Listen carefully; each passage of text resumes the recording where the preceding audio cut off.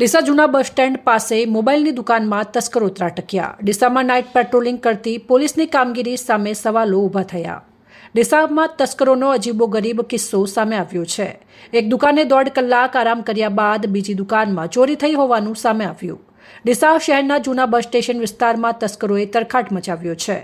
ગત રાત્રિએ બનેલી આ ચોરીની ઘટનાના સીસીટીવી ફૂટેજ સામે આવતા સમગ્ર પંથકમાં ચર્ચા જાગી છે।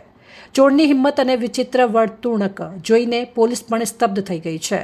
પહેલી દુકાને નિષ્ફળતા મળતા ત્યાં જ આરામ કર્યો। બાદમાં જૂના બસ સ્ટેશન પાસે આવેલી રુદ્ર મોબાઈલ નામની દુકાનને તસ્કરોએ નિશાન બનાવી હતી।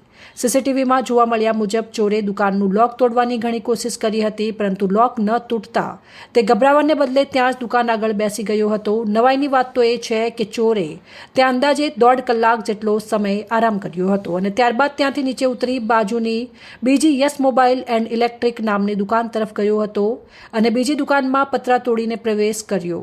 રુદ્ર મોબાઈલ બાદ તસ્કરે અન્ય એક મોબાઈલની દુકાનને નિશાન બનાવી હતી અને ચોર યસ મોબાઈલ એન્ડ ઇલેક્ટ્રિક નામની દુકાન ઉપર ચડી લોખંડના પતરા તોડી અંદર દાખલ થયો હતો। દુકાનની અંદર લગાવેલ પીયુપી તોડીને તે સીધો કાઉન્ટર સુધી પહોંચ્યો હતો।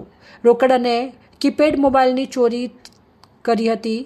તસ્કરે દુકાનના કેશ કાઉન્ટરનું લોક તોડી તેમાં પડેલી તમામ રોકડ રકમ, કીપેડ મોબાઈલ, સ્માર્ટ વોચ અને મોબાઈલ એસેસરીઝ જેવી કિંમતી વસ્તુઓ એક થેલીમાં ભરી દીધી હતી અને ચોરી કર્યા બાદ તે દુકાનના પાછળના ભાગેથી થેલી લઈને ફરાર થઈ ગયો હોવાનું જાણવા મળ્યું હતું, જે સમગ્ર દ્રશ્યો સીસીટીવી કેમેરામાં કેદ થયા છે। આ ઘટનાની જાણ થતાં દુકાન માલિકે ડીસા ઉત્તર પોલીસને જાણ કરી હતી। ઉત્તર પોલીસ સ્ટેશનના કોન્સ્ટેબલે તાત્કાલિક સ્થળ ઉપર પહોંચી સીસીટીવી ફૂટેજના આધારે તપાસ શરૂ કરી છે। દુકાન માલિકે આ અંગે વિધિવત ફરિયાદ નોંધાવતા પોલીસે અજાણ્યા તસ્કરને પકડવા માટે ચક્રો ગતિમાન કર્યા છે। ડીસાના ભરચક વિસ્તારમાં રાત્રિ દરમિયાન તસ્કરે આરામથી દુકાન તોડી આરામ કર્યો, છતાં નાઇટ પેટ્રોલિંગ કરતી પોલીસની ટીમને જાણ પણ ન થઈ, જે બતાવે છે કે ડીસા શહેરમાં નાઇટ પેટ્રોલિંગ કરતી પોલીસની કામગીરી કેવી જનતાની સુરક્ષા કરતી હશે। અહેવાલ અમૃત માળી, સંબંધ ભારત ન્યૂઝ, ડીસા।